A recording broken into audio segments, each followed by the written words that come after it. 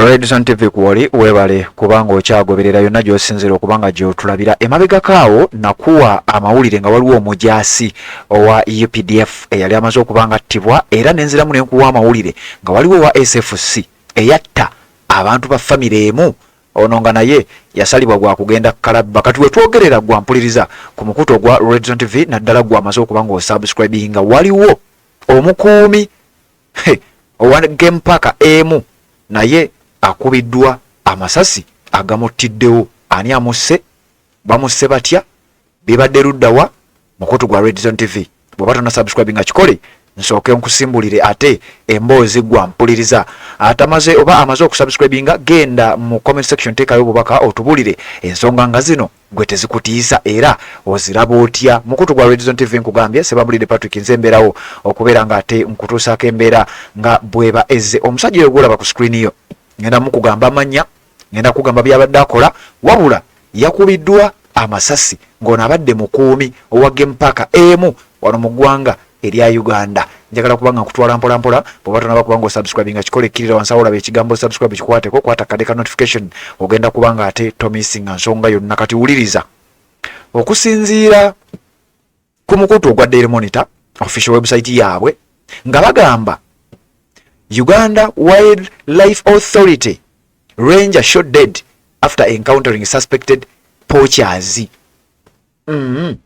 Onawulira ojja kungenderako mu comment section ombuulire olowooza lwaki obutemu bw'emmundu naddala ate mu bakuumaddembe oba abandi badde abakuumaddembe olowooza lwaki ate ennaku zino bususse nnyo gwa mpuliriza bw'obanga obadde otambula naffe naddala mu wiiki eno gye tumazeeko amawulire gembadde nga nkuwa ag'ensonga ezifaanana bwe ziti amawulire gabadde mangi amawulire gabadde ga kumukumu ag'abajaasi abattiddwa ag'abajaasi abasse abantu abazze bateekebwa oba nga mulimu n'oyo eyasalibwa ogw'okugenda ku kalabba ng'oyo ye bamuvunaana gwa kutta abantu yatta abantu ba famire emu yabakuba amasasi akozesa bubi emmundu kati wuliriza ate gano gagudde olunaku lwaleero nnaku za mwezi ziri 5 mwezi gwa 10 mwaka 2024 Sebabulire Patrick nze ndiwo okubeera nga ate ngakuwa era njagala tutambule mpola mpola nga gwatana subscribe nga bw'okikola naawe amaze okusubscribe nga bw'ogenda mu comment section ompayo ndowoozayo ku nsonga nga zino wuliriza Uganda Wildlife Authority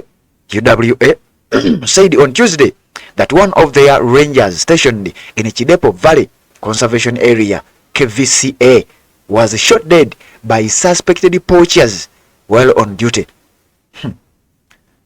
Abantu abadde bateeberezebwa okubanga bayigga bisolo obanga bateekawo embeera mu bisolo ebyo ono byabadde akuuma ono nga mukuumi wa kitongole ekya Uganda Wildlife Authority jukira abakuumi b'ekitongole kino ate nabo bamala kuva mu training era olumu abasinga babana b'amagye kakati nno onaawulira kigambibwa nti omusajja ono ayina bye yabadde ateebereza okuba nti baleka babadde bazziba misango bwe yabateebereza tooza bwe baalabye nga abateebereza bamukomeredde amasasi agamutiddewo. PTE Jonathan Orara was killed during an encounter with suspected poachers while on patrol within the Karenga Community Wildlife Area according to Uganda Wildlife Authority. Bamuyita Jonathan Orara yattiddwa yabadde agezaako okulwanagana oba okuyisiŋŋanya ebyasi wakati we ne ba suspects bano yabadde mu kitundu ekimanyiddwa nga oba mu wildlife area emanyiddwa nga Karenga Community Wildlife Area okusinziira ku kitongole kino ekikuumi ky'ebisolo ekimanyiddwa nga Uganda Wildlife Authority. Uliriza wano nga bagamba the suspected shooters are reported to be on the run as police investigates on the incident. Kati nno we bamaze omukuba amasasi kigambibwa nti badduse era ne bamusinza emisinde kati nga bwe twogerera bali mu kubayigga okusinziira ku police. Uganda Police eri mu kugenda mu maaso n'okukola omuyiggo ku bano. Hanji PTE Orara is the second ranger to be killed in the parks in about a month. Ensonga lwaki nkugambye ogende mu comment section ompe ndowoozayo olowooza lwaki okuttisa emmundu ate nga bajaasi be batta bannaabwe obanga bajaasi batta abantu obanga bajaasi betta olowooza lwaki ennaku zino kyeyongedde nnyo. Mabegakaawo twakuwa amawulire era nga gaagala okwefaanaanyiriza kakati gwampuliriza bino oba obiraba ogenda kuŋŋamba ki genda mu comment section oteramu obubaka ombulire waawo osinzira okubanga ogoberera ensonga nga zino tubeere nga tuzikubaganyako ebirowoozo ffenna ku mukuto gwa Red Zone TV. Comment yo tujja kugiwa ekitiibwa kubanga era kwe tusinziira okubanga ate tukuleetera amawulire amalala. Omukuumi ow'ekitongole ekikuvunaanyizibwa ku nsonga zino yakubiddwa amasasi on September 30th this year, ng'ennaku z'omwezi 3 omwezi ogw'omwenda omwaka guno gwennyini. A deadly confrontation between another UWA ranger. Nti waliwo era okubagana akasambattuko okulwanagana wakati wa ranger omulala w'ekitongole ekya Uganda Wildlife Authority amanyiddwa nga Dismas Makirio ne civilian amanyiddwa nga Christopher Nabaya. Era bano baamaliriza bombi bafudde. Baali luddawa? Baali mu kye bayita Mount Elgon National Park mu bitundu ebya Eastern Uganda. Olowooza lwaki bino byeyongera buli lukya? Era olowooza lwaki emmundu efuuse emmundu abantu bafa mukutu gwa Red Zone TV? Maliko, who was attached to the Tayet detachment, encountered in Nabaya a resident of Chenwach Cell who was reportedly found with the timber inside the park. Alino bano baava kuki?